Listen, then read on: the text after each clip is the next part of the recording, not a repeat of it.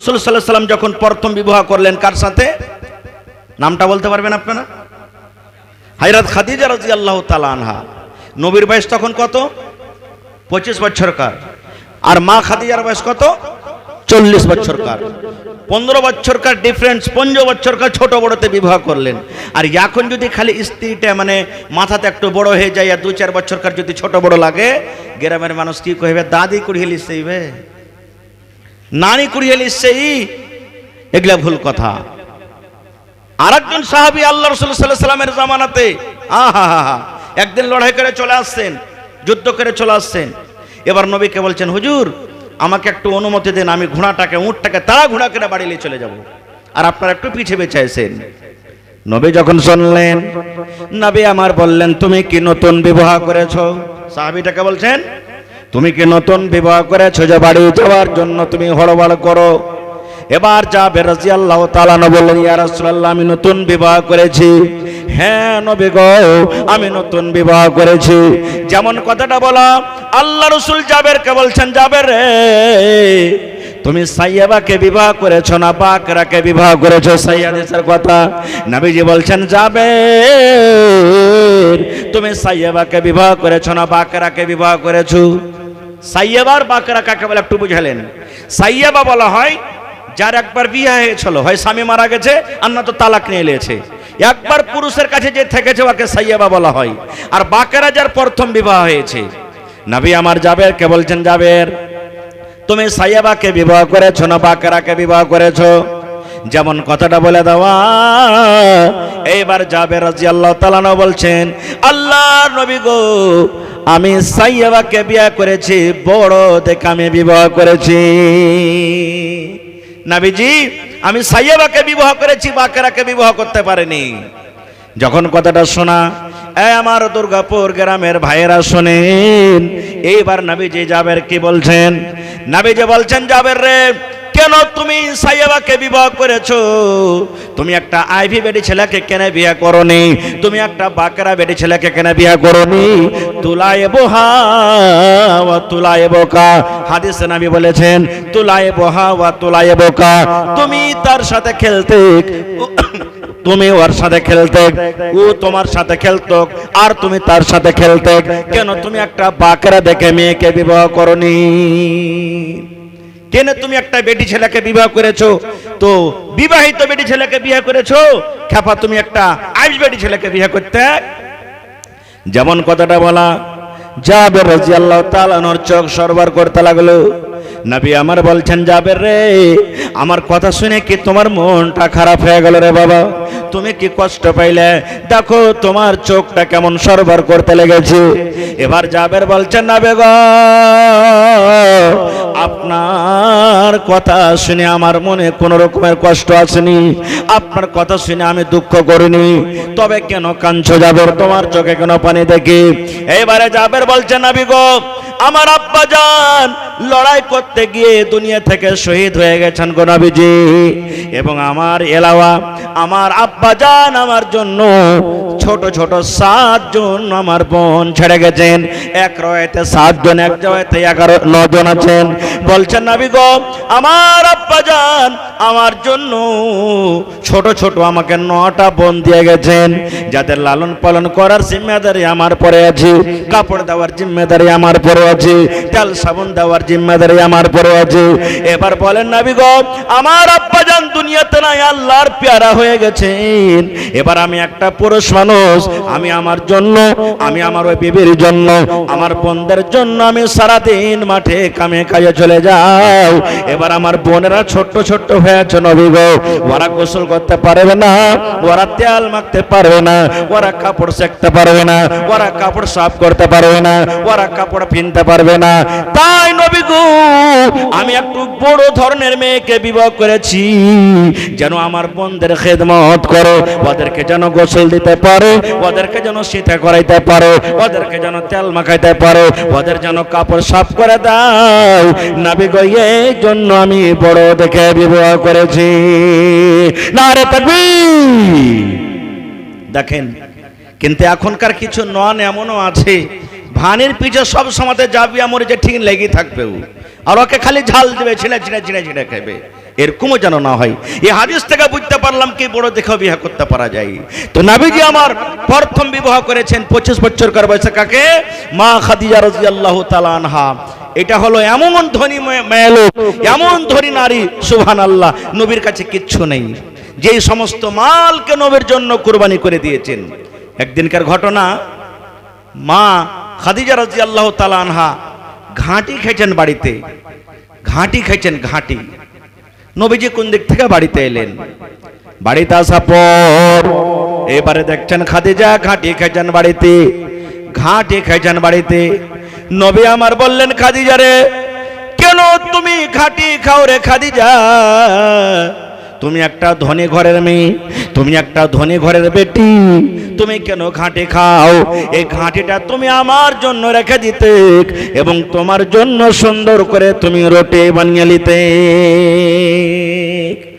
এখন যেমন ভাত থেকে পোলাও বেশি ভালো, মান সম্মানের দিকটা মানুষ বৈরাত আছে, কুটুম সদর আছে, পোলাও বানায়, বিরিয়ানি বানায়, মাছ মাংস বানায়, এটা ভালো জিনিস। তো ওই জামানাতে ঘাঁটি থেকে, ছাতু থেকে ভালো জিনিস কি ছিল? রুটি। নবী বলছেন, খাদিজা কেন তুমি ঘাঁটি খাও? আমার জন্য তুমি ঘাঁটিটা রেখে দিতে আর তুমি কি করতে? রুটি বানিয়ে খেতে। এখান থেকে আমরা কি সবক পেলাম? স্ত্রীকে এরকম ভালো ভালো জিনিস আপনি খাওয়াইতে পারেন। 2 নম্বরে চলেন, মা খাদিজা রাদিয়াল্লাহু তাআলা আনহা একদিন কাপড় ছেড়ে গেছে, সুই দিয়ে দিয়ে দিয়ে দিয়ে কাপড়ে তালি মারছেন, সুই দিয়ে ধাগা দিয়ে নিজের কাপড়টাকে ছিঁড়েছেন। এবারে নবীজি আমার বাহির থেকে বাড়িতে ঢুকলেন, ঢোকার পর এইবারে দেখছেন আমার বিবি তালি মেরে মেরে কাপড় পিনছেন। নবী আমার বললেন, খাদিজা তুমি একটা এত ধনী ঘরের মেয়ে, তুমি একটা এত রাজা ঘরের মেয়ে, তুমি এত তোমার মাল দল সম্পদ থাকা সত্ত্বেও তুমি নতুন কাপড় না পিনদে তুমি তালি মেরে মেরে কাপড়টা পিনদো, তোমাকে আমি একটা ভালো মতন নতুন কাপড় দিতে পারলাম না। এই আমার মায়েরা, খালারা, ভাইরা শোনেন, এবারে মা খাদিজা বলছেন, আল্লাহর নবী গো, আপনি যে আমাকে ভালোবাসা দিলেন, মহব্বত দিলেন, এই ভালোবাসা দিয়েছেন, মহব্বত দিয়েছেন, এই ভালোবাসাটা এমন দৌলত, এমন ভালোবাসা, দুনিয়াতে আপনার ভালোবাসার আগে নতুন কাপড়ের আর দরকার না। এত ভালোবাসতেন নবীজি। এই জন্য তো রাসূল বলেছেন, যেই পুরুষটা আর স্ত্রীর কাছে ভালো, আল্লাহর কাছেও ভালো। আল্লাহ রাসূল বলেছেন এটা হাদিসে, যেই পুরুষ আর স্ত্রীর কাছে ভালো, রাসূল বলেছেন আল্লাহর কাছেই পুরুষটা ভালো। মেলায় মা খালা আছেন, পুরুষের কাপড় কিনা পছন্দ হয় না, আর আছে না নেই? নিজে কাপড় কিনবে, নিজে চুড়ি কিনবে, নিজে হাট বাজার কিনবে, আর এক অপরের সাথে কহে বেড়াবে, আমি হই ভাত খেল রে বুবু। হারকে হজলার বাপটা তো জীবনে কোনোদিন কাপড় ধরে কিনতে জানে না, আমি হই জীবনটাকে কাটিয়ে দিল। এগুলা না শুকরি। এই মায়েরা, খালারাম, এরকম স্বামীর যদি না শুকরি করেন, নামাজ রোজা করতে গেলেও আল্লাহর জাহান্নামে পড়তে হবে। এরকম না শুকরি করতে হবে না কো। জানেন মা খাদিজা রাদিয়াল্লাহু তাআলা আনহা নবীর জন্য কত কুরবানি করেছেন? মা খাদিজা রাদিয়াল্লাহু তাআলা আনহা যতদিন বেঁচে ছিলেন, নবীজি দ্বিতীয় বিবাহ করেননি, এত ভালোবাসতেন। একদিন মা খাদিজা দুনিয়া থেকে যাওয়ার পর আল্লাহ রাসূল নিজের স্ত্রী, যেটা পরে বিবাহ করেছিলেন মা আয়েশা রাদিয়াল্লাহু তাআলা আনহার সামনে ওর তারিফ করছেন, খাদিজার বড়াই বয়ান করছেন, আমার খাদিজা এরকম ছিল, আমার খাদিজা এরকম ছিল, আমার খাদিজা এরকম ছিল, আমার খাদিজা এরকম ছিল। কথাগুলো শুনে আর মা আয়েশা রাদিয়াল্লাহু তাআলা আনহার মন কিন্তু খুব খারাপ হয়, যে আমি একটা বিবি, ও মরে গেছে, আর মরা মানুষটা আমার সামনে তারিফ করছে। মানে এই বলতে বলতে তখন মা আয়েশা বলছেন নবীকে, কি আল্লাহর নবী গো, ওই বুড়ি মেয়ে লোকটার আপনি তারিফ করছেন, ওই বুড়ি মেয়ে লোকটার তারিফ করছেন, যে ওই বয়স্ক মেয়ে লোকটার আপনি তারিফ করছেন, এরকম ভাবে কথা বলে দিলেন। এবার নবীজি কথাটা শুনলেন, শোনার পর রাগের কারণে নবীজির চোখ দুটা কিন্তু লাল হয়ে গেল। লাল হয়ে যাওয়ার পর নবীজি আয়েশাকে বলছেন, আয়েশা রে, আমার খাদিজা আমার জন্য যত কুরবানি করেছেন, অত কুরবানি আমার কোনো বিবি করতে পারবে না। এবার মা খাদিজার সিফাত বয়ান করতে লাগলেন। কি সিফাত? এবারে নবীজি বলছেন, খাদিজা আমি একটা ইয়াতিম বাচ্চা, আমার বাপও ছিল না, মাও ছিল না রে আয়েশা। আমার কাছে মাল ছিল না, দৌলত ছিল না, আমি একটা গরিব থাকা সত্ত্বেও আমার খাদিজা আমার সাথে বিবাহ করেছে। এবার খাদিজাকে রাগাইতে লাগলো গ্রামের পাড়ার মানুষেরা, এ খাদিজা, তুই একটা রাজার সাথে বিয়ে করতে পারতি, তুই একটা দৌলত মানুষের টাকাওয়ালার সাথে বিবাহ করতে পারতি, কিন্তু তুই সমস্তকে বাদ দিয়ে একটা ইয়াতিম ছেলের সাথে বিয়ে করলি, যার মা নাই, যার বাপ নাই, যার বাড়ি নাই, যার ঘর নাই, যার জমি জায়গা কিছু নাই। এরকম ভাবে আমাকে রাগাইতো। এবার নবীজি বলছেন, আয়েশা রে, আমার খাদিজার শোনার পর মন খারাপ হয়ে গেল। একদিন আমার খাদিজা আমার কাছে এসে যত সোনা ছিল, যত চাঁদি ছিল, যত কেওয়ালা ছিল, যত রকম কাগজ ছিল, সম্পদ ছিল, সমস্ত মাল আমাকে নিয়ে এসে সঁপে দিলেন আর বলে দিলেন, নবী গো, আমার সমস্ত মাল আপনাকে দিয়ে দিলাম, আপনার যেখানে ইচ্ছা সেখানে আপনি খরচ করতে পারেন। আজ থেকে আমাকে আর কেউ বলবে না এই খাদিজা হলো গরিবের স্ত্রী, আজকে থেকে মানুষেরা বলবে খাদিজা হলো একজন ধনী লোকের স্ত্রী। এক নম্বর আমার জন্য এটা কুরবানি করেছেন। নবী বলছেন, দুই নম্বর আমার জন্য কুরবানি করেছেন কি? আল্লাহ যখন আমাকে নবী করলেন, আমি চাচার কাছে যখন গেলাম, চাচা আমার মানলো না, গ্রামের মানুষের কাছে গেলাম, মানলো না, আমি গ্রামের মানুষকে যখন দিনের দিকে দাওয়াত দিলাম, দিল না। নবী বলছেন, আয়েশা রে, সর্বপ্রথম নারীদের মধ্যে আমার পরে যে বিশ্বাস করেছেন, কালেমা পড়ে ঈমান এনেছেন, সেটা হলো আমার প্রথম বিবি খাদিজা রাদিয়াল্লাহু তাআলা আনহা। আমার খাদিজা প্রথমে আমার পরে ঈমান এনেছে। দুই নম্বর গুণ হয়ে গেল। এবার বলছেন খাদিজা, আয়েশা রে, আমার খাদিজা আমার জন্য এত ভালো, এত আমার জন্য কুরবানি করেছেন। ওরে সুবহানাল্লাহ, কে কুরবানি করেছেন? নবী বলছেন, আয়েশা রে, আমার 11 জন স্ত্রী রে আয়েশা, 11 জন স্ত্রীর মধ্যে আল্লাহ রাব্বুল আলামিন শুধু খাদিজার পেট থেকে আল্লাহ আমাকে সন্তান দান করেছেন। খাদিজার পেট থেকে আমি বেটা পেয়েছি, খাদিজার পেট থেকে আমি বেটি পেয়েছি। এ আয়েশা, তোদের পেট থেকে আল্লাহ রাব্বুল আমিন আমাকে সন্তান দেয়নি, এটা একটা আমি খাদিজার কাছ থেকে নিয়ামত পেয়েছি। এবার নবীজি আরো বলছেন, আয়েশা, একদিন আমি গারে হেরাতে বসেছিলাম, জিবরিল ফেরেশতা আমার কাছে এলেন, আসার পর আমার কানে কানে বললেন, এ নবী গো, আপনার স্ত্রী দেখেন খাদিজা আপনার জন্য লাহারি আনছি, আপনার জন্য খানা নিয়ে আসেন। ও দয়ার নবীজি, খাদিজাকে আপনি একটু জানিয়ে দেন। কি জানিয়ে দেন? আল্লাহ খাদিজাকে এত ভালোবাসেন, আল্লাহ খাদিজাকে এত ভালোবাসেন। আল্লাহ রাব্বুল আমিন আমার মারে ফাতে বললেন, ও জিবরিল, যাও আমার নবীকে তুমি বলে দাও, আমার নবী খাদিজাকে বলবে, আল্লাহ রাব্বুল আমিন খাদিজাকে আল্লাহ সালাম দিয়েছেন। কে সালাম দিয়েছেন? আল্লাহ সালাম দিয়েছেন খাদিজাকে। এবার নবীজি বললেন, ও নবীজি, জিবরিল বলছেন, নবীজি, আল্লাহ খাদিজাকে সালাম দিয়েছেন এবং আমি জিবরিল ফেরেশতা, আমিও আপনার স্ত্রীকে সালাম দিলাম, আমিও আপনার স্ত্রীকে আমি সালাম দিলাম। তাহলে বোঝা গেল কি? নবী বলছেন, আমার খাদিজা আল্লাহর এত প্যারি যে আল্লাহর সালাম পেয়েছে, জিবরিল ফেরেশতার সালাম পেয়েছে, ওকে তুমি ছোট মোটো মনে করিও না কো। এবার নবীজি স্ত্রীর সাথে মাঝে মাঝে মজাক পর্যন্ত করতেন। একটা পুরুষের জন্য দরকার আপনারকেও মজাক করতে হবে। কেমন মজাক? শরীয়তি মজাক। একদিন আয়েশা রাদিয়াল্লাহু তাআলা আনহা বলছেন, আমার মাথাতে দরদ হয়েছে। সাধারণ ব্যাপার, মাথাতে দরদ হইতে পারে। তো আয়েশার মাথাতে দরদ হয়েছে, ব্যথা হয়েছে। নবীজি পাঞ্জরে বসে আছেন। তখন আয়েশা বলছেন, হুজুর, আজ এত হার মাথাতে দরদ হয়েছে, লাগে মাথাটা ফেটে যাবে। তখন নবীজি মজাক করে বলছেন, কি বলছেন? আয়েশা রে, তোমার মাথাতে দরদ হয়েছে রে বিবি, যদি আমার আগে তোমার মতটা হয়ে যায়, নবী বলছেন, আমার আগে যদি তোমার মত হয়ে যায়, আমার আগে যদি তুমি মরে যাও, তাহলে আমি প্রথম কাজ করব, আমি তোমাকে গোসল দিব। কারণ তুমি আমার স্ত্রী না, তোমাকে আমি গোসল দেব। 2 নম্বরে নবী বললেন, গোসলের পর আমি তোমাকে কাফন দফন করব, অর্থাৎ কাফন পিন্দাবো, এবং তোমার জানাজার নামাজ পড়ে আমি নিজের হাতে তোমাকে আমি দফন করব।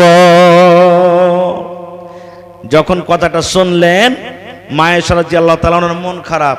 তখন কি বলছেন, হ্যাঁ হ্যাঁ আপনি তো ওইটাই ঘাটা দেখছেন যে আমি কখন মরবো, আর হার মরার পর ফের একটা লইয়ে স্ত্রী এসে আপনি ঘরখানে থাকবেন, এটা তো আপনি ঘাটা দেখছেন।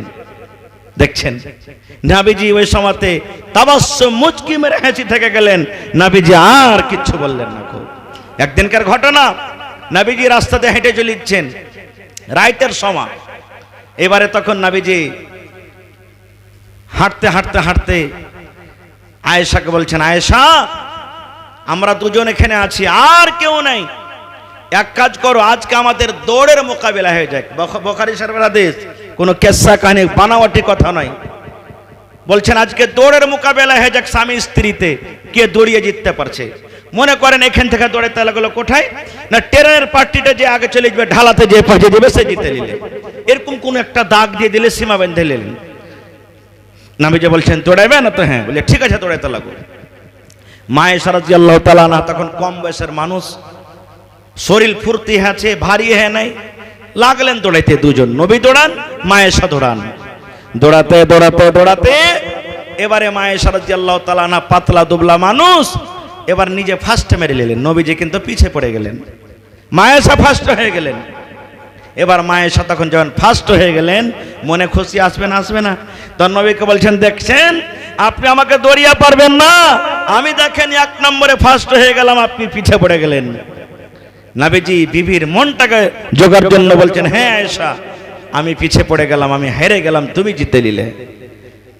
ওই জায়গাতে নবী বলতেন যদি রাগ করে, হ্যাঁ হ্যাঁ তুমি জিতে নিলে, তো খুব বড় মানুষ হয়ে গেলে, মনটা ভাঙতং না, ভাঙতং না? নবীজি খুশি, হ্যাঁ মুচকি হাসিতে বলছেন, হ্যাঁ আয়েশা তুমি জিতেছো, আমি হেরে গেলাম। ঠিক এক বছর পর আবার কোনো কামের জন্য হাঁটতে হাঁটতে হাঁটতে নবীজি ওই রাস্তাতে চলে যাচ্ছেন। এবার নবীজি তখন আয়েশাকে বলছেন, আয়েশা রে আজকে আমরা দৌড়ের মোকাবিলা করো। এক বছর আগে তুমি আমি দৌড় করেছিলাম, সেই দৌড়ে তুমি জিতেছিলে, আমি হেরে গেছিলাম। আজকে আমরা দুজন দৌড়াবো, দুজনের মধ্যে কে জিতে কে হারে। এইবারে নবীজি বলছেন ঠিক আছে দৌড়াও। এবার দৌড়াতে লাগলেন। এবারে কিন্তু এক বছর পর মায়েশা রাদিয়াল্লাহু তাআলা আনহার শরীরটা কিন্তু ভারী হয়ে গেছে। এবার দৌড়াতে লাগলেন, দৌড়াতে দৌড়াতে দৌড়াতে এইবারে নবীজি কিন্তু ফার্স্ট হয়ে গেলেন। নবীজি এবারে জিতে নিলেন, মায়েশা হেরে গেলেন। এবার নবীজি কি বলছেন জানেন? আয়েশা রে এক বছর আগে দৌড়ের মোকাবিলা করেছিলাম, তুমি জিতেছিলে, আমি হেরেছিলাম। আজকে এক বছর পর আবার আমরা দৌড়ের মোকাবিলা করলাম, আমি জিতলাম, তুমি হেরে গেলে। বোঝা গেল আমরা দুজন বরাবর হয়ে থাকলাম, আমাদের মধ্যে কেউ হারা জেতা হলো না। তো স্বামী স্ত্রীতে এরকম ভাবে দৌড়ার মোকাবিলা করতে পারেন। তাহলে ভাই এখন তো চারিদিকে লাইট বল জ্বলছে, এরকম দৌড়ালে কবে দেখ মাথা পাগলা হয়ে গেছে। যদি এরকম ঘটনা বা করতে চান, দৌড়াতে চান, এরকম পাশালে দৌড়াইবেন বা এরকম খেল খেলবেন, স্বামী স্ত্রীতে জীবন যাপন করতে পারেন, কোন রকমেরই অসুবিধা হবে না। খুব কোরআনের আর একটা আয়াত আপনাদের সামনে বলছি ভাই, ঘন্টা হয়ে গেল মোটামুটি। আর একটা কোরআনে সূরা আছে, সূরা আলে ইমরান, আর কোরআনে একটা সূরা আছে সূরা মারিয়াম। পড়েছেন আপনারা? দুটা সূরাকে মিলিয়ে বাস 2 মিনিট একটা ঘটনা বয়ান করছি। কি ঘটনা? একজন মহিলা ছিলেন, ওর নাম হলো কি হান্না। মহিলাটার নাম কি মনে রাখবেন? হান্না। পেটে সন্তান, যেমনই পেটে সন্তান হয়ে গেল, মা খালারা জানতে পারেন আমার পেটে সন্তান এসেছে। সন্তান দুনিয়াতে আসেনি, পেটে আছে। এবার নজর মানছেন, যেমন আপনারা নজর মানেন, মায়েরা খালারা নজর মানেন, আল্লাহ আমার বেটাটা যদি মাস্টার হয়ে যায় একটা রোজা করব, আল্লাহ আমার বেটাটা যদি এরকম হয়ে যায় আমি 2টা রোজা করব, আল্লাহ আমি যদি ওই চকের জমিনটা কিনতে পারি আমি 5,000 টাকা দান করে দেব। নজর মানে কি মানে না? তো মা হান্না নজর মানছেন পেটের সন্তান। কি নজর মানছেন? হে রব্বুল আলামিন আমার পেটের সন্তান, এই আল্লাহ মা হান্না আমি নজর মানি, আমার এই সন্তান যখন দুনিয়াতে আসবে, আল্লাহ ওর কামাই করা আমি খাবো না, ওর নকরি করা আমি খাবো না, ওর দোকানদারি করা খাবো না, ওর বিজনেস করা আমি খাবো না। হান্না নজর মানছেন, আল্লাহ যখন আমার এই সন্তান দুনিয়াতে আসবে, আমি আমার ছেলেটাকে তোমার ঘরের জন্য আমি দান করে দিলাম। কোরআনের কথা বলছি, ভালো করে শুনবেন। মা নজর মানছেন, পেটের সন্তান, তখন তো আল্ট্রাসাউন্ড করা মেশিন ছিল না, চল রে আল্ট্রাসাউন্ড করে আসি, বেটা আছে কে বেটি আছে। ওরে আল্লাহ, আজ থেকে হাজার হাজার বছরকার ঘটনা। এবার হান্না নজর মানছেন, আল্লাহ পেটে আমার সন্তান, এই সন্তান যখন দুনিয়াতে আসবে, মা আমি এই ছেলেটার কামাই খাবো না, নকরি করা খাবো না, বিজনেস করা খাবো না, আল্লাহ আমি আমার ছেলেটাকে তোমার ঘরের জন্য আমি দান করে দিলাম। আল্লাহ আমি ছেলে যেমন দুনিয়াতে আসবে আমি তোমার ঘরে দিয়ে দেবো, আল্লাহ দান করে দেবো। এবারে মাস গেল, ঠিক 8 মাস 9 মাস পর আল্লাহ রাব্বুল আমিন তার পেট থেকে দুনিয়াতে ছেলে দান করলেন, সন্তান দিলেন। কি সন্তান? বেটা নয়, আল্লাহ রাব্বুল আমিন তাকে বেটি দান করলেন।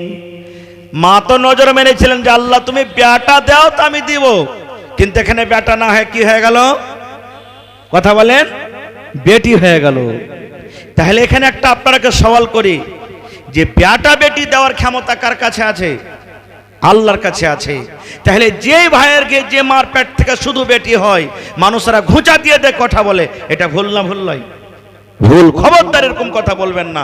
যদি কোনো মা খালার পেট থেকে বেটি ছেলে হয়, বেটা যদি না হয়, তো শাশুড়িতে বলবে, ননদেরা বলবে, যা জ্যাঠিনীরা ঘুঁচা দিয়ে দে, বলবে তুই বেটির মুখ দেখতে পাবি, জীবনে তুই বেটার মুখ দেখতে পাবি না, আল্লাহ খালি তোকে বেটি দিবে।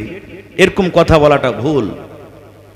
এবারে যখন দুনিয়াতে বেটি হয়ে গেল, মার মনে কিন্তু খুব আফসোস, আল্লাহ কি হলো কি হলো কি হলো। আল্লাহ আমি তো নজর মেনেছিলাম বেটার জন্য, যে আমার বেটা মসজিদে আজান দেবে, মা আমি নেকি পাবো। আমার ছেলে মসজিদে ঝাড়ু দেবে, মা আমি নেকি পাবো। আমার ছেলে মসজিদে সব বিছাবে, মা আমি নেকি পাবো। আমার ছেলে নামাজি রেখে পানি দিবে, মা আমি নেকি পাবো।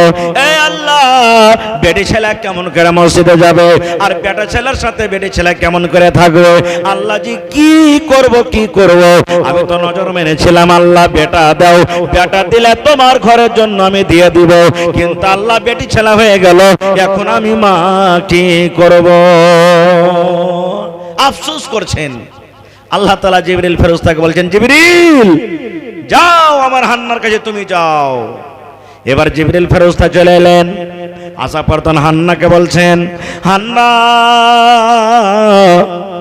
আল্লাহর কাছে নজর মেনেছিল বেটা হওয়ার জন্য, কিন্তু বেটা না হইয়া বেটি হয়েছে, এই বলে তুমি আফসোস করছো। এ হান্না, তুমি আফসোস করিও না, আফসোস করিও না, মনটা তুমি ভারী করিও না। আল্লাহ নিজে বলেন, হান্না রে তোমার বেটির নাম তুমি রেখে দাও মারিয়াম। কে নাম রাখছেন? আল্লাহ নাম রাখছেন।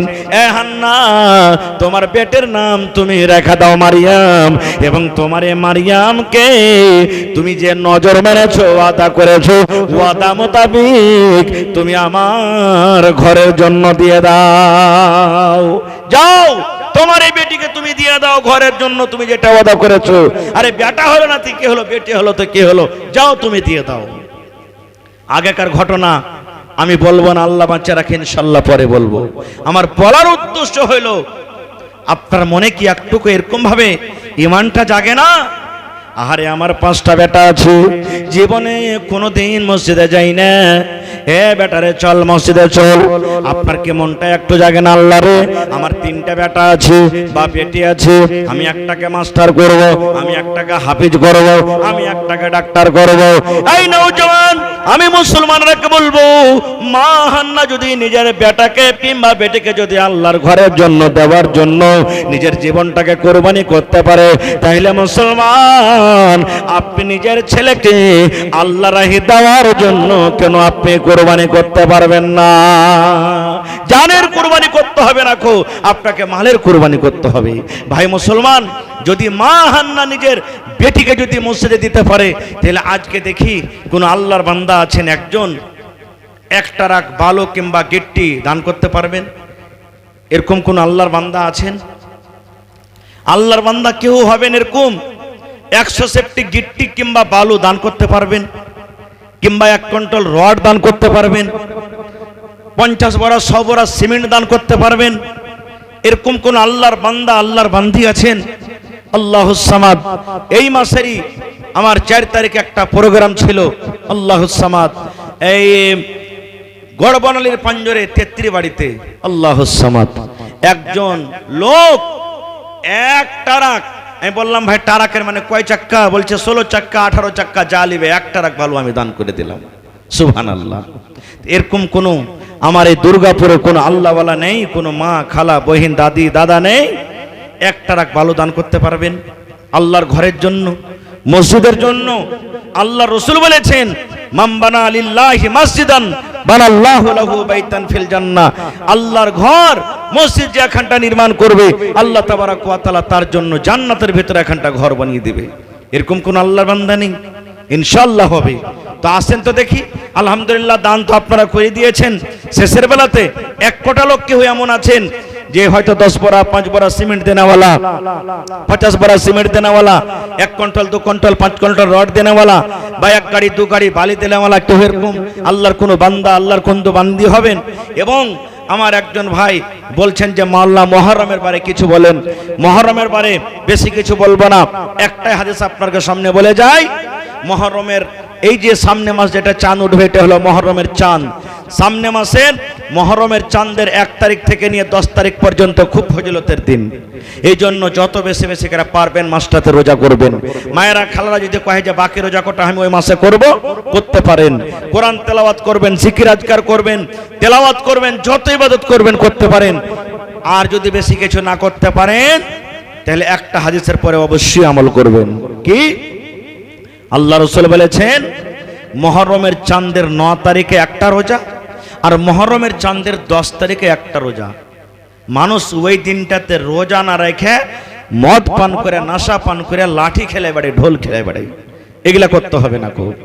নবী আমার বলেছেন মুহররমের চাঁদের 9 তারিখে যদি একটা রোজা করতে পারেন, মাইলক করেন, মজলক করেন, বড় করেন, ছোট করেন, যে কোন আল্লাহর বান্দা বান্দিরা মুহররমের চাঁদের 9 তারিখে একটা রোজা, মুহররমের চাঁদের 10 তারিখে একটা রোজা, যদি কোন আল্লাহর বান্দা বান্দিরা 2টা রোজা করতে পারেন, নবী আমার বলেছেন তার 1 বছরকার যত ছোট গুনাহ সাগরা গুনাহ রয়েছে আল্লাহ রাব্বুল আমিন তার জীবনের 1 বছরকার গুনাহ আল্লাহ মাফ করে দেবেন। আল্লাহুস সামাদ। 1 বছরকার গুনাহ আল্লাহ মাফ করবেন শুধু 2টা রোজার কারণে। সাহাবায়ে কেরাম বলছেন যে আমরা ছোট ছোট বাচ্চাগুলাকে রোজা করতে বলতাম, ওরাও রোজা করত, আর ঠিক যখন বেলাটা ডুবতে যেত, 1 ঘন্টা 2 ঘন্টা হয়তো সময় আছে, ভোকের কারণে বাচ্চাগুলা কাঁদতে লাগতো, তখন সাহাবায়ে কেরাম বলছেন আমরা তাদের হাতে খেলনা দিয়ে দিতাম, আর তারাকে বলতাম এই বেটা খেলো, এই দেখো সূর্য ডুবতে গেল, আর 1 ঘন্টা আছে, আর 8 ঘন্টা আছে, এরকম ভাবে তারাকে আমরা সবর দিতাম। এই জন্য আমি এই গ্রামের যত মা, যত খালা, যত ছোট বড় সমস্ত ভাইরাকে আমি পেগাম দিয়ে যাই যে সামনে যেটা মাস আসছে মুহররমুল হারাম, ইসলামী তারিখের প্রথম মাস, এটা নতুন সালের প্রথম মাস শুরু হবে। চাঁদের 9 তারিখ যেদিন হবে একটা রোজা করবেন, আর চাঁদের 10 তারিখে একটা রোজা করবেন। এই 2টা রোজা করলে আল্লাহ 1 বছরকার গুনাহ আল্লাহ আপনার মাফ করে দিবে। এই 2টা রোজা অবশ্যই রাখবেন। তা আসেন শেষের বেলাতে, আছেন কেউ দেনেওয়ালা, কোন আল্লাহর বান্দা আল্লাহর বান্দি? ভাই আমার, আল্লাহ তাবারাক ওয়া তাআলার নবী ছিলেন হযরত ইব্রাহিম আলাইহিস সালাম। আল্লাহর পরীক্ষা, আল্লাহর ইমতিহান। আল্লাহ তাবারাক ওয়া তাআলা বেটাকে কুরবানি করার আদেশ করেছিলেন।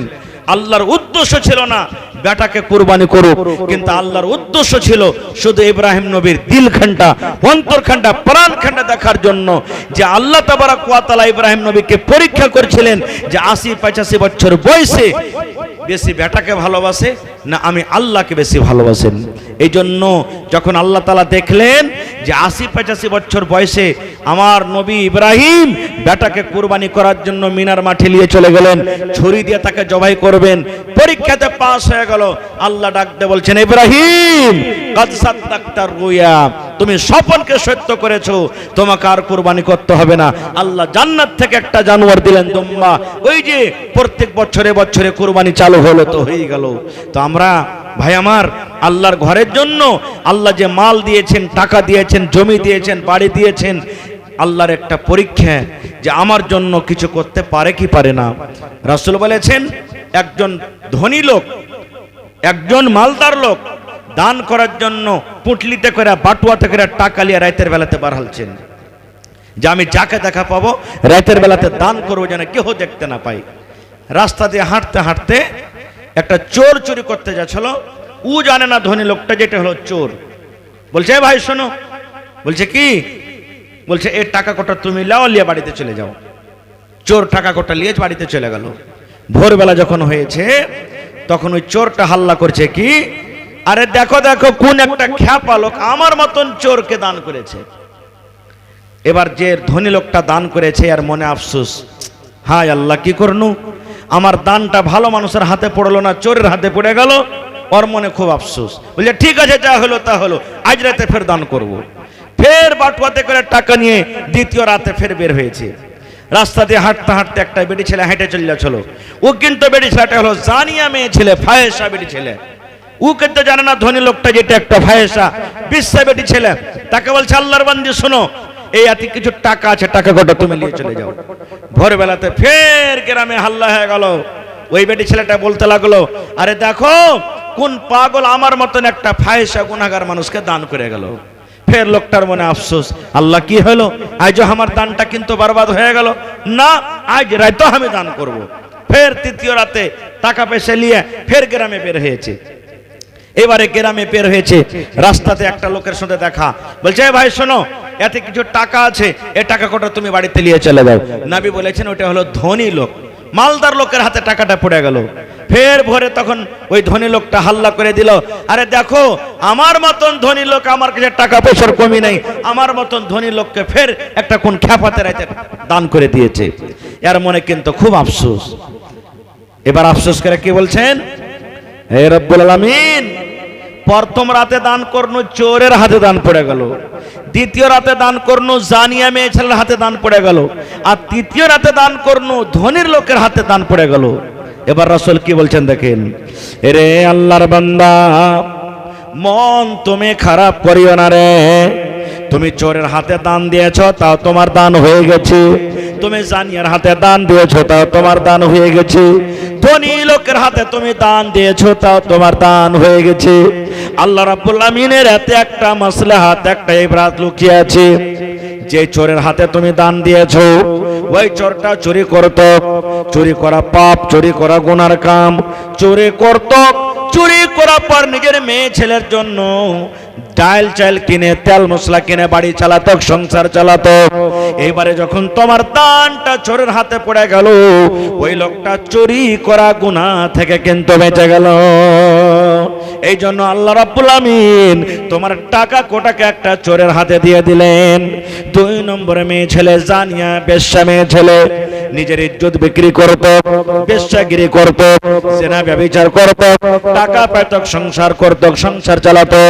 দয়ার নবী বলেছেন ওই বেশ্যা নারীর হাতে তোমার টাকা কোটা পড়ে গেল, জেনার মতন গুনাহ থেকে কিন্তু বেটি ছেলেটা বেঁচে গেল। এই জন্য আল্লাহ রাব্বুল আমিন তার হাতে কিন্তু টাকা কোটা দিয়ে দিলেন। এবার যে লোকটা ধনী ছিল, ওই লোকটা ছিল বকিল, ওই লোকটা ছিল কাঞ্জুস, জীবনে কোনোদিন দান ধ্যান করত না। তার হাতে কেন টাকাটা পড়লো? এই জন্য আল্লাহ তাআলা তার হাতে টাকাটা দিয়ে দিলেন। লোকটা হলো কাঞ্জুস, লোকটা ছিল বকিল। ওর ভিতরে যাতে একটা ইবরাত চলে আছে, সবক হয়, ওর মধ্যে যাতে জ্ঞান চলে আসে, বুদ্ধি আসে। আহারে আমার মতন ধনী লোকেরা দান করছে, আল্লাহ আমাকে টাকা দিয়েছে, মাল দিয়েছে, তাহলে আমিও কেন গরিব দুঃখীকে দান করব না? এত আল্লাহর ফেরেশতা রয়েছেন, সুবহানাল্লাহ। এবার বুঝে দেখেন আল্লাহ তাবারাক ওয়া তাআলার ফেরেশতা কত রয়েছেন। ভাই আমার, এই জন্য এই সমস্ত মজলিস গালাকে কোনো ছোট মোটো মনে করিয়েন না। হইতে পারে কিয়ামতের দিন জীবনের সব আমল ফেল, সব আমল ফেল। আল্লাহ তাআলা এই মজলিসটার কারণে হইতে পারে আমাকে আপনাকে আল্লাহ বক্সে দিবেন, জান্নাতে আল্লাহ তাআলা দিয়ে দিবেন। যা বান্দা যা, যা তুই চলে যা, জান্নাতে চলে যা। কখন কোন আমল আল্লাহ কার কবুল করবেন আল্লাহ ছাড়া কেউ জানে না। এই জন্য কবি বলছেন, কিতনি ছোটি হোনে কি উসে হালকি না জান, রব কি বখশিশ কে লিয়ে কোই বাহানা চাহিয়ে। জীবনের ছোট নেকিকে, ছোট মনে করতে হবে না। কখন আল্লাহ কোন বাহানাতে আল্লাহ কাকে বকশিয়ে দিবে আল্লাহ ছাড়া কেউ জানে না। খায়ের যা হোক, আমি কোরআনের একটা আয়াত পড়েছি আপনাদের সামনে। আল্লাহ তাবারাক ওয়া তাআলা কোরআনে বলছেন, ফানকিহু, তোমরা বিবাহ করো, তোমরা নিকাহ করো, মা তাবা লাকুম মিনান নিসা, যেই বেটি ছেলে, যেই নারী তোমাদের পছন্দ, যেই বেটি ছেলে তোমাদেরকে ভালো লাগে তাকে তোমরা বিবাহ করো। কয়টা বিবাহ করো? আল্লাহ তাআলা বলছেন একটা তো হবেই হবে। তারপরে বলছেন যদি তুমি পারো তো মাসনা, দুটা করতে পারো, তাও তুমি দুটা করতে পারো। তারপরে বলছেন ওয়াসলাসা, যদি তুমি বলো যে না আমার আরো দরকার রয়েছে তো তুমি তিনটা পর্যন্ত করতে পারো। তারপর আল্লাহ তাআলা বলছেন যদি তুমি ইচ্ছা করো যে না আমার আরো দরকার আছে তো ওয়ারুবা, চারটা তুমি করতে পারো। তো একটা পুরুষের জন্য জীবনে চারটা বেটি ছেলেকে একটা পুরুষ বিবাহ করতে পারে। এটা হলো আল্লাহর ফরমান। এবারে বিয়ে করা কিন্তু চারটা ফরজ নয়। আল্লাহ রাসূল সাল্লাল্লাহু আলাইহি ওয়াসাল্লাম বলেন, আল্লাহ তাআলা নিজেও বলছেন যে তুমি চারটা পর্যন্ত বিবাহ করতে পারো, কিন্তু যদি তুমি ইনসাফ বরাবর করে করতে না পারো, তোমার দ্বারাতে যদি ইনসাফ না হয়, তুমি যদি ভাত কাপড় দিতে না পারো, তাহলে আল্লাহ তাআলা বলছেন একটাই তোমার জন্য যথেষ্ট, একটা দিয়ে তুমি সন্তুষ্টি করে থাকো। এটা হলো আল্লাহর ফরমান। এবারে বলবেন মাওলানা, এবারে বলবেন মাওলানা যদি আমি বিবিদের মাঝে ইনসাফ না করি তাহলে অবস্থা কি হবে? এটা আমার কথা নয়, নবী বলেছেন। কি বলেছেন? যেদিন কিয়ামত হবে, একটাকে যদি আপনি ভালোবাসেন, ভাত কাপড় ভালো দেন, ওর সাথে আদর মোহাব্বত করেন, আর আরেকটাকে যদি মোহাব্বত ভালোবাসা না দেন, তো নবী বলেছেন কিয়ামতের দিন ওর মাঞ্জাখানটা টেঁড়া হয়ে যাবে, টেঁড়া হয়ে হয়ে কিয়ামতের দিন হাঁটবে। আর আল্লাহ দেখবেন কিয়ামতের দিন সব মানুষ দেখবেন, বলবেন দেখ রে দেখ, এই লোকটার দুটা স্ত্রী দুনিয়াতে ছিল, একটাকে ভালো দেখেছে আর একটাকে দেখেনি, তার কারণে দেখো ওর মাঞ্জাখানটা টেঁড়া হয়ে গেছে। কিন্তু দুনিয়াতে কোনো মেয়ে লোক এটা চাইবে না যে আমার স্বামী আর একটা আমার সতীন বাড়িতে নিয়ে আসুক। চাইবে জি ভাই?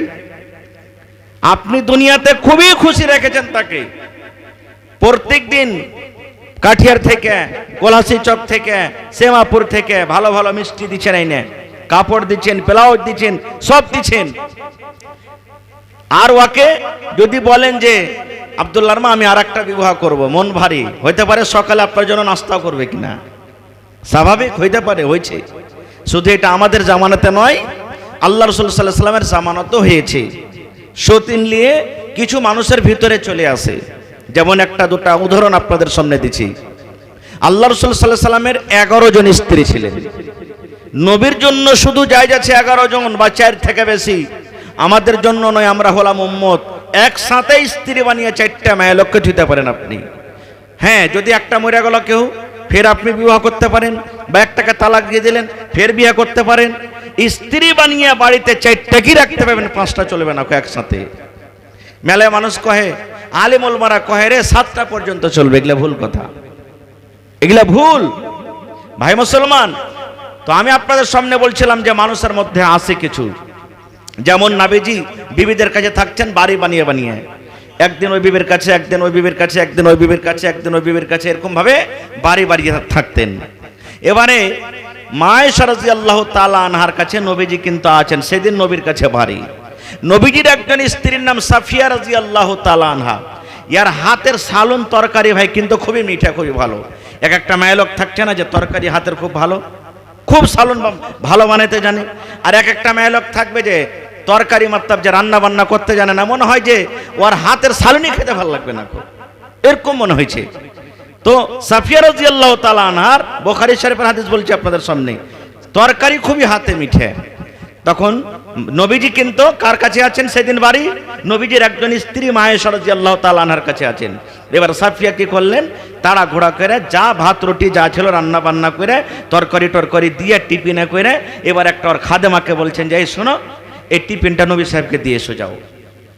এবার চলে গেলেন। এবার নবী কিন্তু পাঞ্জরে বসে আছেন। ওরে সুবহানাল্লাহ, দেখেন সতীনের ঝাল কি জিনিস। আল্লাহুস সামাদ, খারাপ মনে করতে হবে না, ওটা হলো আমাদের মা উম্মাহাতুল মুমিনিন। যত দুনিয়াতে মুমিন সবাদের মা হইলেন নবীদের বিবিরা। আমি শুধু হাদিসটা বলছি, মানে মায়লোকের ভিতরে এরকম কিছু আসতে পারে, শুধু এই জিনিসটা আমি বলছি।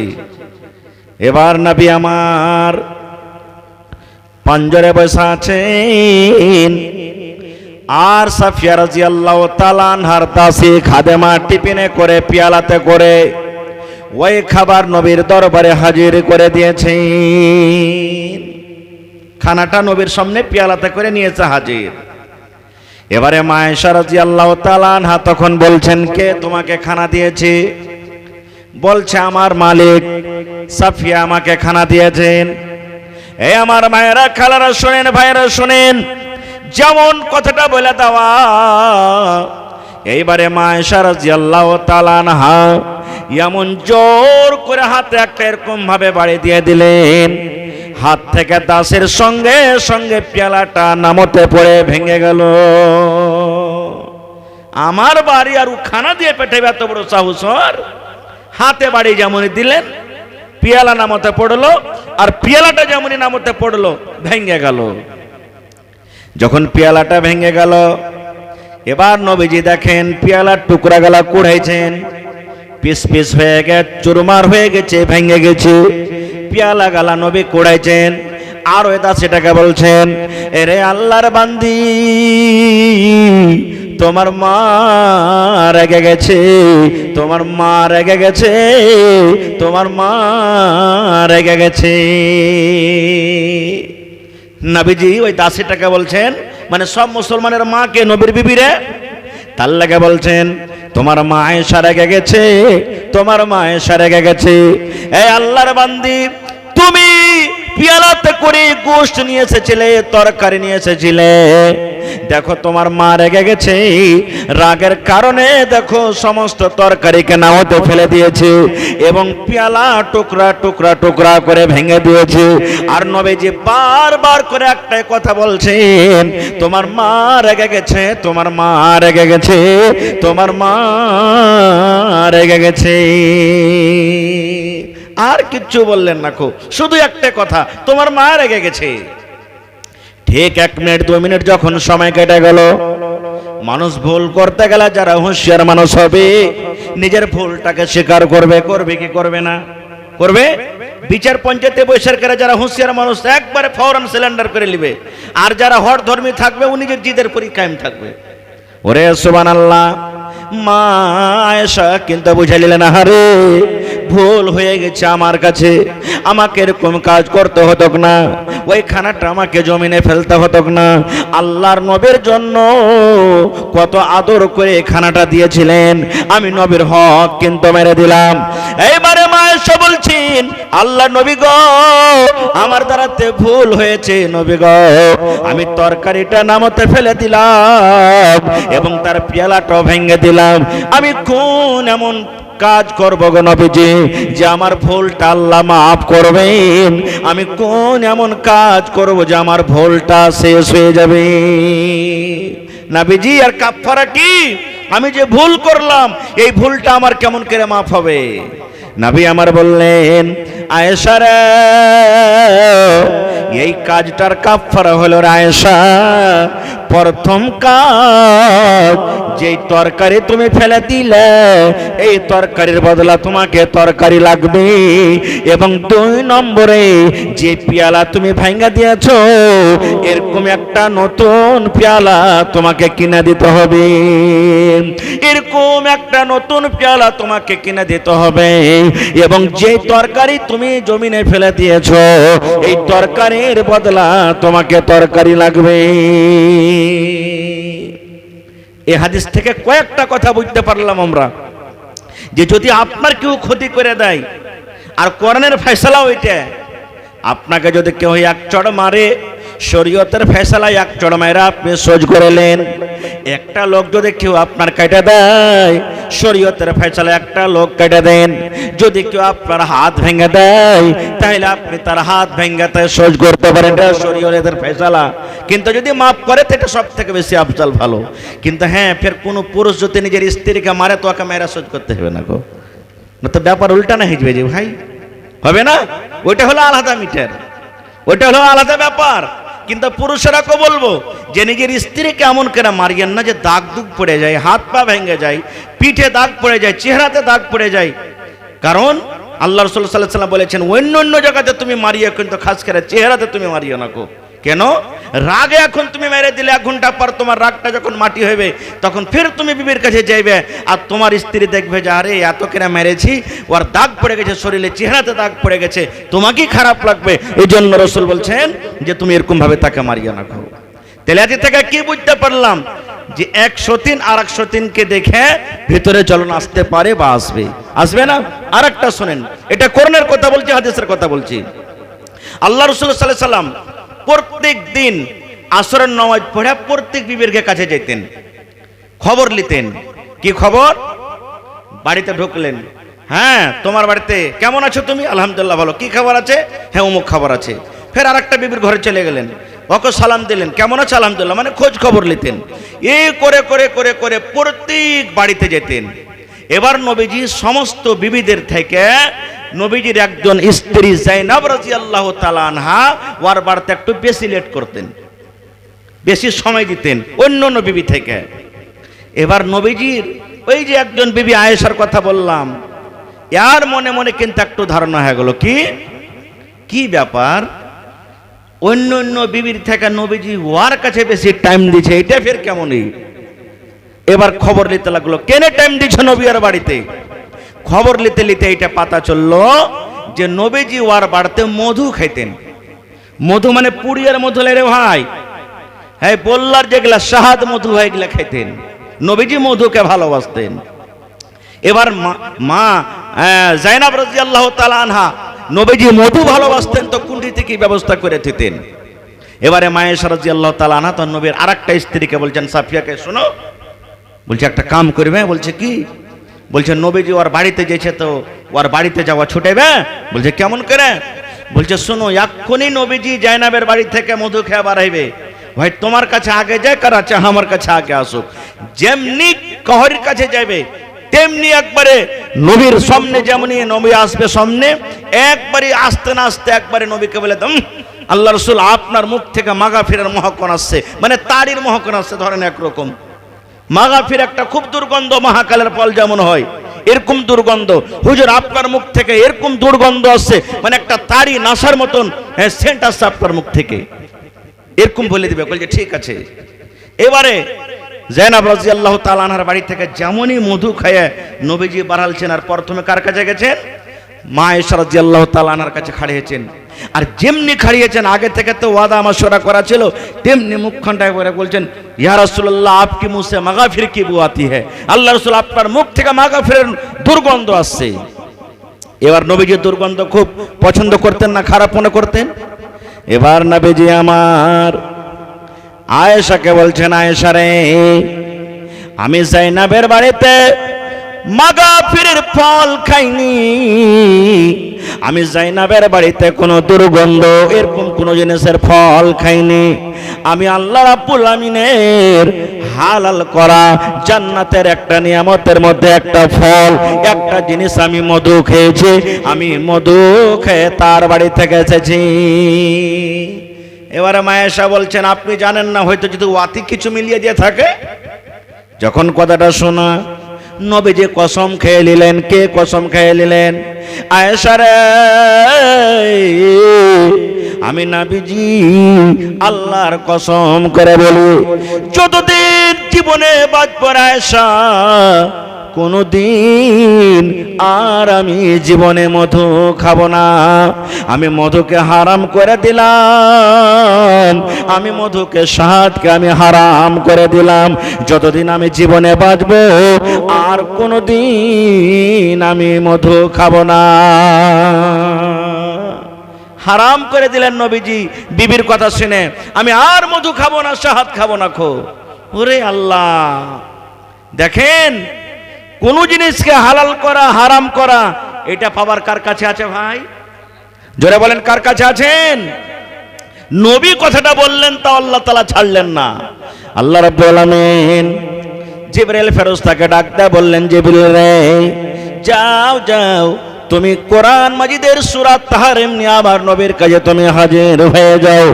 কারণ আল্লাহ রাব্বুল আলামিন বলছেন, নবী গো, তুমি তোমাদের বিবিকে রাজি করার জন্য, তুমি তোমাদের বিবিকে খুশি করার জন্য আমার হালাল করা মধুকে তুমি হারাম করনেওয়ালা কে?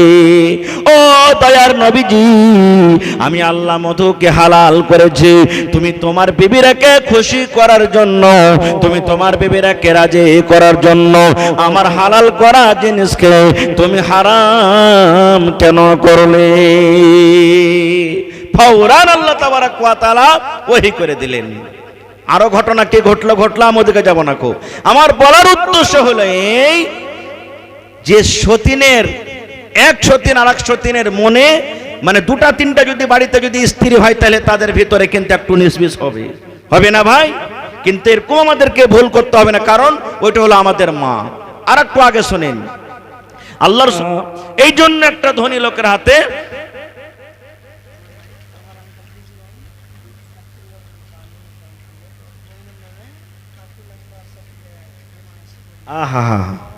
আল্লাহুস সামাদ, আল্লাহ কোরআনে বলছেন, লা তাকনাতু মির রাহমাতিল্লাহ, হে আমার বান্দা, আমার রহমত থেকে তুমি নিরাশ হয়ে যেও না। আল্লাহুস সামাদ। ভাই আমার রিজওয়ান সাহেব এক টেলার ভালো দান করলেন, মানে 100 সেফটি নাকি? আল্লাহুস সামাদ, নারে তাকবীর।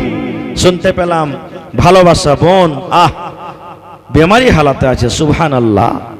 রব্বানা যালামনা আনফুসানা ওয়া ইল্লাম তাগফির লানা ওয়া তারহামনা লানাকুনান্না মিনাল খাসিরিন।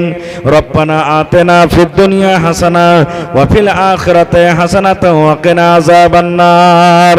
হে রব্বুল আমিন, তোমার বান্দা ভাই আমার রিজওয়ান সাহেব তোমার ঘরের জন্য এক টেলার ভালো দান করে দিলেন রব্বুল আলামিন। আল্লাহ তার দানকে তুমি কবুল করে নাও, হাতে টাকাতে পয়সা দেবার কর দাও। আয় আল্লাহ, শুনতে পেলাম ভালোবাসা বোন বেমারি হালাতে আছে। আল্লাহ জি নবী বলেছেন, দান করতে গেলে মুসিবত দূর হয়, দান করতে গেলে বালা দূর হয়। আল্লাহ তুমি ডাক্তারের ডাক্তার, সার্জনের সার্জন, দুনিয়ার ডাক্তার যদি ফেল হয়ে যায়, আল্লাহ তুমি এমন ডাক্তার এমন সার্জন, তুমি যদি কোন ভালো হয়ে যাবে। আল্লাহ জি দুনিয়ার জীবন যদি তার ভালো হয়, আল্লাহ দুনিয়াতে যদি আল্লাহ তাকে হায়াত দিয়ে থাকো, আল্লাহ তাহলে তার মুসিবত তুমি দূর করো। আল্লাহ বহিনকে তুমি সুস্থ করে দাও, শিফায়ে কামিলা আজলাতা করো। আর আল্লাহ জি আখিরাতের জীবন যদি তার ভালো হয়, আল্লাহ তাহলে তাকে তুমি কষ্ট দিও না। এই আল্লাহ তাকে মুসিবত থেকে আল্লাহ তুমি বাঁচিয়ে নাও। রব্বানা তাকাব্বাল মিন্না ইন্নাকা আনতাস সামিউল আলিম। আমিন সুম্মা আমিন। 2 নম্বরে হবে না ভাই, গিট্টি বালু দেনেওয়ালা কেউ হবে না 2 নম্বরে, বা 5 বড়া 10 বড়া সিমেন্ট দেনেওয়ালা কেউ হবে না। বাস আমি শেষ করে দেব, হায়াত বাকিতে মোলাকাত বাকি ইনশাআল্লাহ তাআলা। বাস 2-1 মিনিটে আমার মায়েরা খেলারা যদি কেউ দেওয়ার থাকেন, ভাইরা 500 1000 2000 এরকম করে যদি দেওয়ার থাকেন তো দিয়ে দিবেন। আর 1 কাঠা 1 ডিসমিল যদি জমিন বিক্রি করে যা টাকা লাগবে যদি আপনারা দিতে চাহেন দিতে পারেন ভাই, মেলা জায়গাতে দিচ্ছে। মাশাআল্লাহ, মোহাম্মদ খাবির 1000 টাকা দান করলেন, মাশাআল্লাহ, জাযাকাল্লাহ। রব্বানা যালামনা আনফুসানা ওয়া ইল্লাম তাগফির লানা ওয়া তারহামনা লানাকুনান্না মিনাল খাসিরিন। রব্বানা আতিনা ফিদ দুনিয়া হাসানা ওয়া ফিল আখিরাতি হাসানাতাও ওয়া কিনা আযাবান নার। হে রব্বুল আমিন, আল্লাহ তোমার বান্দা আব্দুল খাবির সাহেব 1000 টাকা তোমার ঘরের জন্য জমা করে দিলেন। 1 লক্ষ টাকা মনে করে তুমি কবুল করে নাও। আল্লাহ কামাই ধামাইতে বরকত দাও, হাতে টাকাতে পয়সাতে বরকত দাও। দাও। আয় আল্লাহ বাড়ি ঘরে তুমি সুখ শান্তি দাও। আল্লাহ জি মা বাপ দাদু দাদি নানা নানি শ্বশুর শাশুড়ি যারা বেঁচে আছে ভালো রাখো, আর যারা কবরে চলে গেছেন তাদের কবরে তুমি জান্নাতের বিছানা দিয়ে দাও। আল্লাহ তারকে কবরকে তুমি নূর দিয়ে মনোমর করে দাও। রব্বানা তাকাব্বাল মিন্না ইন্নাকা আনতাস সামিউল আলিম। আমিন সাম্মা আমিন। আসেন তাড়াতাড়ি করে আসেন। দয়ার সাগর নবীজিকে বেঈমানেরা ছিল না, বিনা দোষে নিষ্ঠুরেরা দিল কতই যন্ত্রণা।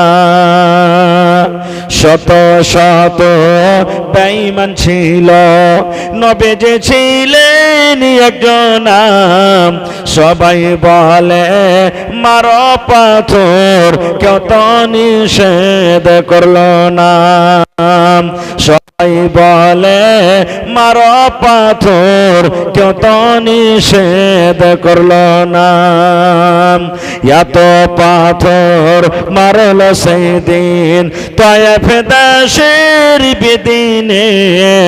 বেহুশ হয়ে দয়ার নবীজি পড়েছিলেন জমিনে। আঘাত খায় দয়ার নবীজি পড়েছিলেন জমিনে। গায়ে যত কাপড় ছিল, গায়ে যত কাপড় ছিল, রঙিন হইল রক্ততে। কত রক্ত জমেছিল দয়ার নবীর জুতাতে। কত রক্ত জমেছিল দয়ার নবীর জুতাতে। রক্ত দেখা দয়ার নবীজি, রক্ত দেখা দয়ার নবীজি দিলে কোনো চিন্তা করলেন না। দুঃখে দুঃখে দিন কাটালেন, সুখের চিন্তা করলেন না। হায়রে আল্লাহ হায়রে খোদা, কেমন করে কি করব। হায়রে আল্লাহ হায়রে খোদা, কেমন করে কি করব। দয়ার নবীর দিনের ওপর কেমন করে চলিব। দয়ার নবীর দিনের ওপর কেমন করে চলিব। তো শেষ করছি ভাই, রাত মোটামুটি 12:30 পার হয়ে গেল। হায়াত বাকি, মোলাকাত বাকি। আল্লাহ তাআলা যদি বাঁচিয়ে রাখেন ইনশাআল্লাহ আবার এই বিষয় নিয়ে কথা বলবো। তবে শেষ পায়গাম, শেষ মেসেজ আপনাদেরকে দিয়ে যাই। আলহামদুলিল্লাহ যারা এসেছেন দান করলেন, আর সকালবেলাতে আবার ম্যাক চালু হবে। আমার মাওলানা নানাজান আবুল কাসিম সাহেব বিজলি হাফেজাহুল্লাহ উনি আপনাদের সামনে আসবেন। আর মন প্রাণ আল্লাহ রাব্বুল আলামিনের ফেরেশতাদের পর রয়েছে রে বন্ধু। ওরা নিজের পরে যত আল্লাহর বান্দা বান্দিরা দিনের কথা শুনতে এসেছে, নিজের পর দিয়ে সমস্ত তারাকে ঢেকে লাই। আর ঢাকার পর দোয়া করে, কি দোয়া করে? আল্লাহুম্মা গফির লাহুম, হে রাব্বুল আলামিন যত তোমার বান্দা বান্দিরা ওয়াজ শুনতে এসেছে, কোরআনের কথা শুনতে এসেছে, দিনের কথা শুনতে এসেছে, এই আল্লাহ তারকে জীবনের গুনাহকে তুমি মাফ করে দাও। 1 নম্বর দোয়া, হে রব্বুল আলামিন তাদের জীবনের গুনাহ মাফ করে দাও। ওয়ারহামহুম, এবং রব্বুল আলামিন তারকে পরে তুমি দয়া করো, রহম করো আল্লাহ। 3 নম্বরে দোয়া করবেন ওয়ারযুকহুম, হে আল্লাহ তারকে রুজিতে তুমি বরকত দাও। আল্লাহ যারা বিজনেস করছে বিজনেসে বরকত দাও। হে আল্লাহ যারা মজদুরি করছে মজদুরিতে বরকত দাও। যারা খেতে বাড়ি করছে আল্লাহ খেতে বাড়িতে বরকত দাও। তাহলে 3 রকম ফেরেশতারা দোয়া করবেন। 1 নম্বর দোয়া, আল্লাহ যত লোক এসেছেন এদের গুনাহকে তুমি মাফ করে দাও। 2 নম্বর দোয়া করবেন, আল্লাহ এরকে পরে তুমি রহম করো, দয়া করো। এবং 3 নম্বরে দোয়া করবে রব্বুল আমিন, আল্লাহ তুমি তাদের হাতে টাকাতে পয়সাতে দানাতে বরকত দাও। এবার বলবেন মাওলানা আল্লাহর ফেরেশতা কত আছে? আমরা নিজের গুনাহ মাফ করার জন্য 4 লাখ 5 লাখ টাকা খরচ করে কোথায় যাই হজ করতে? কোথায় বলেন? মক্কাতে যাই, কাবা শরীফের আমরা তওয়াফ করে আসি। এই মতো আসমানে তো এখানটা ঘর আছে, মাথার উপরে যেটা আসমান, আসমানে এখানটা ঘর আছে, ওই ঘরটার নাম হলো বাইতে মামুর। যেমন আমাদের জন্য মানুষের জন্য দুনিয়াতে কাবা, ফেরেশতার জন্য আসমানে একটা ঘর আছে, ওর নাম বাইতে মামুর। ওখানে শুধু ফেরেশতারা ওখানে তওয়াফ করবে, আল্লাহর ইবাদত করবে। এবার কত ফেরেশতা আসবেন জানেন? দয়ার নবী বলেছেন প্রত্যেক দিন ওই বাইতে মামুর আসমানে যেটা ঘর রয়েছে, এক নয় দু নয়, নবী বলেছেন প্রত্যেক দিন ৭০,০০০ করে ফেরেশতারা ঘরটার তওয়াফ করেন। প্রত্যেক দিন ৭০,০০০ করে ফেরেশতারা আল্লাহর ইবাদত করেন, বান্দাগি করেন। নবী বলেছেন এরকম প্রত্যেক দিন ৭০,০০০ আসবেন আর চলে যাবেন, আসবেন আর চলে যাবেন। আল্লাহর নবী বলেছেন যেদিন থেকে ঘরটাকে বানানো হয়েছে সেদিন থেকে নিয়ে কিয়ামত পর্যন্ত জীবনে একবার যেই ফেরেশতা চান্স পেয়ে গেল ইবাদত করার জন্য, কিয়ামত পর্যন্ত দ্বিতীয়বার আর কোনো ফেরেশতার বাড়ি আসবে না।